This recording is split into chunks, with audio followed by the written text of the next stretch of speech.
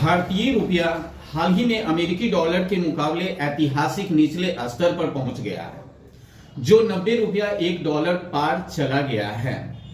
यानी यह रुपया लगातार जो है गिरता जा रहा है। अब सरकार द्वारा इसका कोई ना कोई कारण तो बताया जाएगा ही, लेकिन जब मोदी जी सरकार में नहीं थे तो मोदी जी क्या करते थे, जरा सुनिए। ये ऐसे नहीं होता मित्रों, मैं शासन में बैठा हूं, मुझे मालूम है इस प्रकार से रुपया इतनी तेजी से गिर नहीं सकता। अरे ये नेपाल का रुपया नहीं गिरता है, बांग्लादेश की करेंसी नहीं गिरती है, पाकिस्तान की करेंसी नहीं गिरती, श्रीलंका की करेंसी नहीं गिरती। क्या कारण है हिंदुस्तान का रुपया पतला होता जा रहा है? ये जवाब देना पड़ेगा आपको, देश आपसे जवाब मांग रहा है।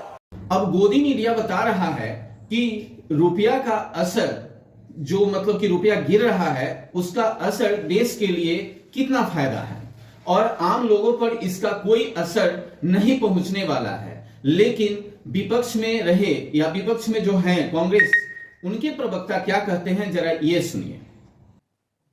क्या आप जानते हैं कि आज प्रधानमंत्री नरेंद्र मोदी बहुत व्यस्त है, क्योंकि वो किसी गहरे से गड्ढे में अपनी गिरी हुई प्रतिष्ठा को ढूंढ रहे हैं।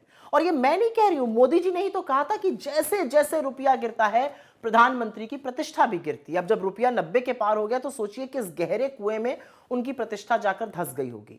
2014 में जब मोदी जी प्रधानमंत्री बने तो उनको रुपया डॉलर के मुकाबले 58 रुपीज 86 पैसा पर मिला था, जिसको उन्होंने 90 पार करा दिया। और अब लगता है कि शतक मनवा कर ही उनका दिल भरेगा।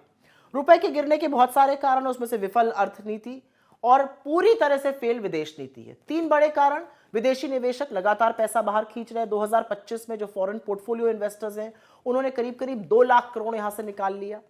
अमेरिकी टैरिफ का हमारी अर्थव्यवस्था पर घातक प्रहार हुआ है। ट्रेड डील ना होने के कारण रुपया और कमजोर हुआ है। और एक बड़ा कारण है कि जो इंपोर्ट बिल लगातार बढ़ रहा है और जो ट्रेड डेफिसिट, जो व्यापार घाटा लगातार बढ़ता जा रहा है, उसके कारण भी रुपया कमजोर हो रहा है।